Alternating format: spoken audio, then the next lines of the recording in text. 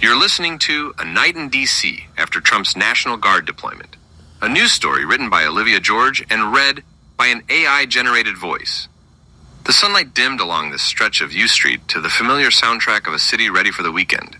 Rumbling buses taking home tired commuters, high heels clacking along sticky sidewalks, and chattering crowds ready to order their first round. Then a group gathered on a street corner with pots and pans, jingling them as the darkness grew closer. They whooped and cheered for a few minutes, a brief moment of joyful resistance, seeking to counteract the image of the crime-ridden city described by the president. Among the clubgoers in miniskirts and sweat-soaked t-shirts, there were federal agents hopping in and out of unmarked cars. A protester held a sign reading, "America has no kings." Police officers were met with boos and phones ready to record. Welcome to the first Friday night in D.C. since President Donald Trump announced he was placing the local police under federal control and sending in National Guard troops to a city where 9 in 10 voters cast ballots for his opponent. The next morning, the White House would announce that the overnight operation yielded 52 arrests and the seizure of 3 illegal firearms. 22 multi-agency teams were deployed throughout the city. Trump justified the exertion of executive power to reduce crime by depicting the city as a lawless wasteland, despite violent crime reaching 30-year lows. But many of those gathered around the bars and clubs in Northwest Washington on Friday night said they felt more unsettled by the federal presence than any other safety concerns.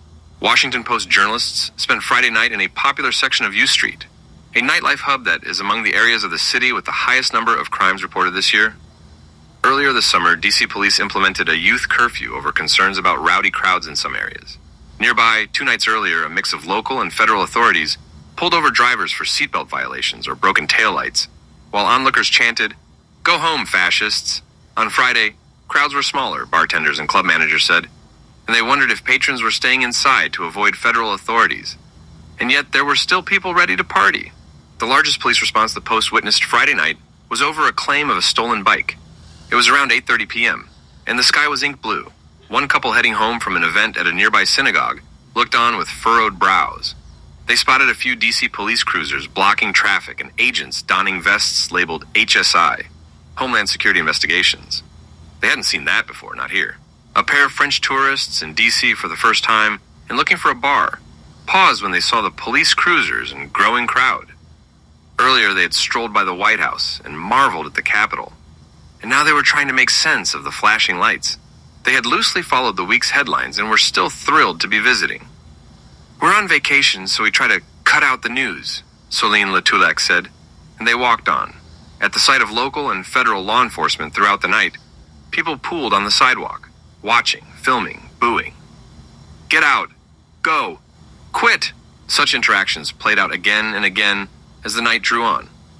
Onlookers heckled the police as they did their job and applauded as officers left.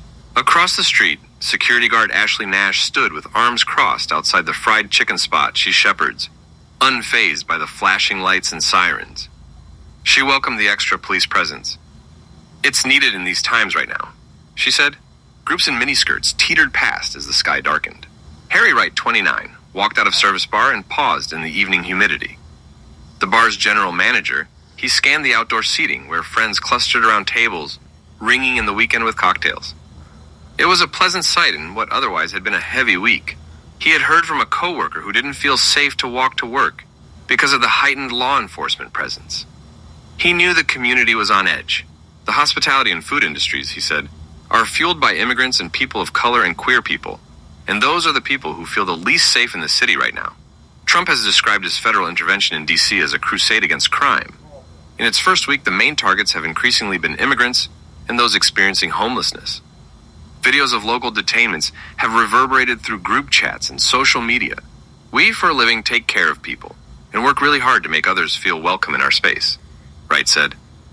To have loved ones no longer feel comfortable and welcome in the city they live in is really, really upsetting. Around 10 p.m., Perry Singletary stood outside Nellie's, illuminated by the gay bar's blue signage. "This area in general is just unsafe," she said, adding that her car was broken into 2 months ago. "There's someone being jumped. There's a fight, there's carjackings."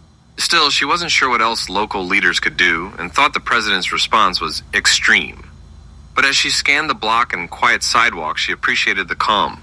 It is nice to see a police presence outside, because it's been quiet out here for the last week, and it's usually not, she said. Outside a metro station entrance, a group of friends spotted a cluster of khaki-clad U.S. Marshals and began to record. One agent pulled out a phone and recorded too. We're out here on the streets of Washington, D.C. to keep the citizens as safe as possible from a mandate down from the president telling us that we're going to keep the city's streets safe because there's murders, rapists, robbers, and all of this stuff going on, the marshal said. A few blocks over, a gaggle of folks assembled outside a subway. It was here that a Justice Department employee allegedly threw a sandwich at a federal law enforcement officer late Sunday in a scene that made him a hero in some corners of the internet. He has since been fired and faces felony charges. This is the subway, said a man in shorts and a cap. Having seen the viral clip of the hurled hoagie, Brian Downing, 26, took a selfie with 3 friends just before 11 o'clock.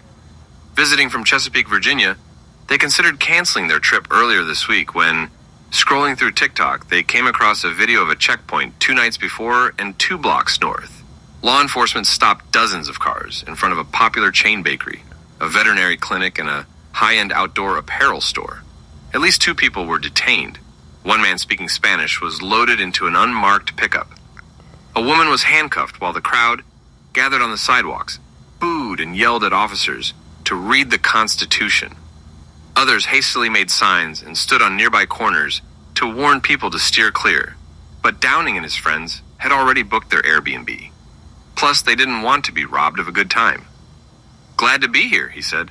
4 blocks down, Andrew Fraser, 21, waited with a cluster of friends to get into El Rey. They had also thought about staying in tonight. Considering the heavier law enforcement presence and potential for tensions to spill over, they'd asked, is it worth it? But, Fraser said, we don't want our way of life to be stopped before it has to be. The tensions weren't going to stop them from celebrating a friend's birthday. Sarah Gameau, 25, and Stuart Hahn, 31, emerged from a table at the Saloon, a bar where they had just celebrated with loved ones. They married today and were determined to have a good time. We didn't let it stop us, Hahn said. Sarah nodded in agreement, clutching 2 bouquets of flowers.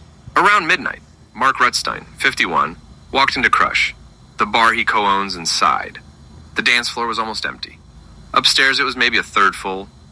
2 nights earlier, the bar had closed more than an hour early. After, he said, a heavy law enforcement presence nearby drove people away.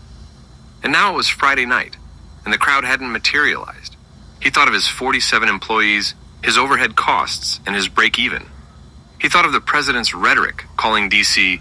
one of the most dangerous cities anywhere in the world, a description he feared was keeping visitors away. The immigration crackdown was keeping people away too, he was sure. I don't know how local businesses are going to survive this, he said. Inside Ben's chili bowl, tables of friends gorged on fries laden with cheese and half smokes. At a nearby bar hosting a Donna Summer theme night, the dance floor had at one point just 1 person. Meanwhile, Jasmine Curtis, 28, settled into a red camping chair. Tinfoil trays of honey jerk salmon, yams, green beans, rice, and wings arranged on a plastic folding table in front of her. Occasionally, the block was set aglow with the blue and red of a passing police cruiser. She had been on edge during the week, she said, staying home with her 2 sons amid the heightened police presence. But on Friday, she ventured out for her usual perch just off U Street, scooping steaming food into takeout trays for hungry bargoers. It was 2:38 a.m., and she had 3 more servings to sell.